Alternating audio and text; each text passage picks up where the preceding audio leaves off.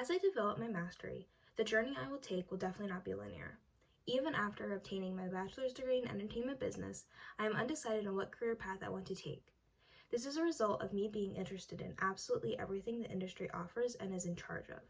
With this in mind, becoming a master in one particular field is difficult for me to decide, so I will deeply explore my options while continuing my education. All in all, I desire to become a leader who is admired by their peers. Being a leader comes naturally to me, but becoming a leader who lifts up a team rather than bringing them down is who I strive to be. I want to hold a leadership position but not overpower my peers. I also desire to bring new ideas and creative elements to live entertainment, whether it be virtually or in person. The first strategy of returning to your origins is something I always come back to when reflecting on my journey. I decided at a young age that I was interested in the entertainment business. Between attending sporting events and going to concerts once or more a month, I knew that was the atmosphere I had a desire to learn more about. I can mark the exact day and activity as to when I decided I wanted to be a part of the live entertainment industry, just like Martha Graham seeing her first live dance performance. I was volunteering and catering at Vans Warped Tour in 2016, witnessing what it takes behind the scenes to make a festival run. I was lucky enough to have the opportunity to stay on side stage while one of my favorite bands at the time performed, and I got to witness firsthand the work that happens backstage as well as see the energy of the crowd.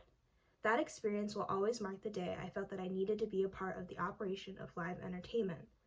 As the textbook states, this desire and curiosity was hard to put into words.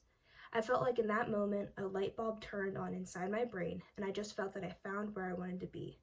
Now, when I start questioning my path, the decisions I have made to get me here, I always look back at that memory and the moment when the light bulb went off in my head, and I know that I am on the correct journey. The second strategy of occupying the perfect niche is something I am still trying to figure out.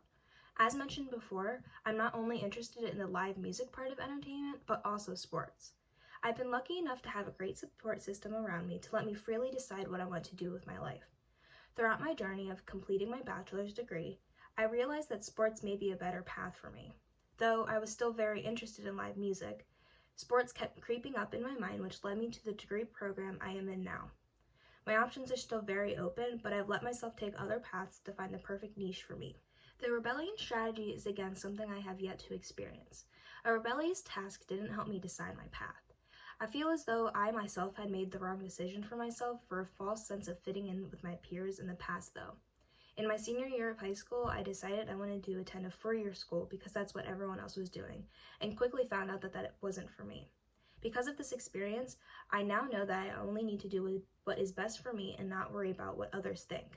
As the book says, I will scoff at the need for attention and approval. The adaptation strategy is something I didn't resonate with but understood deeply. Freddie Roach was thrown into an activity that he wasn't very passionate about and also wasn't very good at until he wanted to prove his mom wrong. Having self-discipline and drive to accomplish something is a trait that I have naturally. Sometimes, though, I lose sight of what I want to accomplish. As the book states, I will be flexible and not always look to adapt. I will look back to Freddie's story if I ever feel like I've lost track of my journey. Lastly, the life or death strategy is something I will keep in mind the next couple of weeks and months. Like Fuller, I must listen to the voice inside my head and follow my own intuition to follow my journey. I must realize that I can't have everything in the present, like the book says. I must realize that I have to follow a path to get to where I want to be in the end. Continuing my education is part of this path. I will keep my focus on 5 or 10 years down the road, as the book suggests as well. I may not land the exact job I want right away, but continuing along the path is what will ultimately get me there. A dream career of mine would consist of being a part of the end product at a festival or tour or game day event. Planning and managing a live event while being able to witness it on the day of is something that excites me. I dream of a workday that is different each day, with new obstacles to overcome. Though I have these dreams and expectations, I am still undecided on what job title I want to have.